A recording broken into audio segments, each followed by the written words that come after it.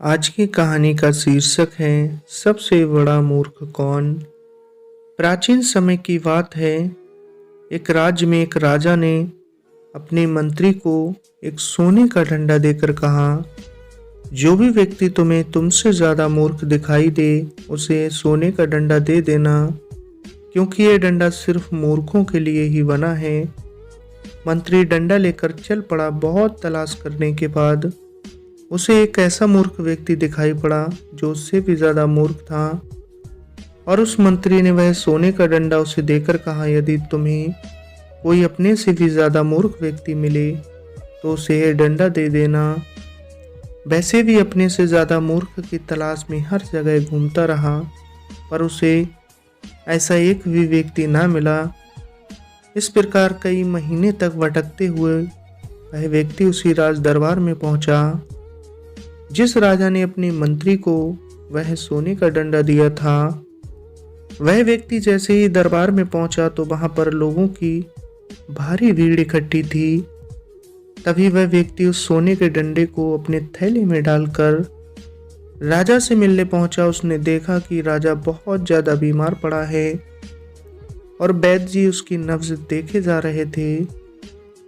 तभी राजा ने सभी लोगों से कहा कि मेरा अंत समय आ चुका है, अब मैं इस संसार को छोड़कर जा रहा हूँ। तभी वह व्यक्ति ने राजा से कुछ पूछने की आज्ञा मांगी। राजा ने कहा, पूछो, मगर जल्दी पूछो।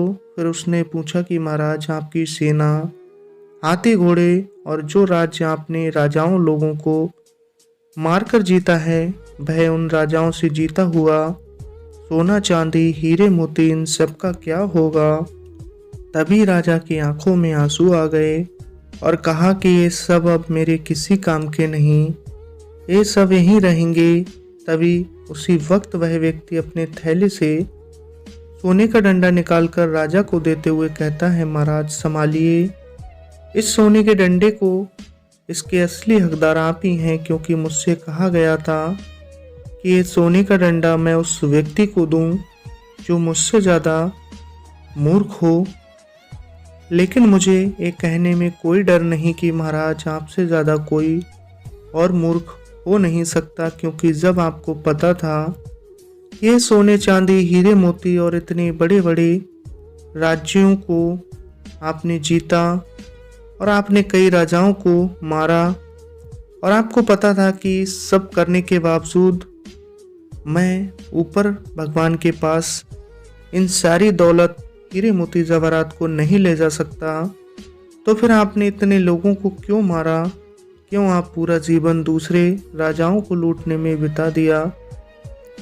आपको ये सब हासिल करके क्या मिला? यह मेरे हिसाब से महाराज पूरी दुनिया में आपसे बड़ा मूर्ख और कोई नहीं हो सकता, इसलिए मैं आपसे माफ़ी चाहूँगा, लेकिन ये डंडा आप ही रखिए।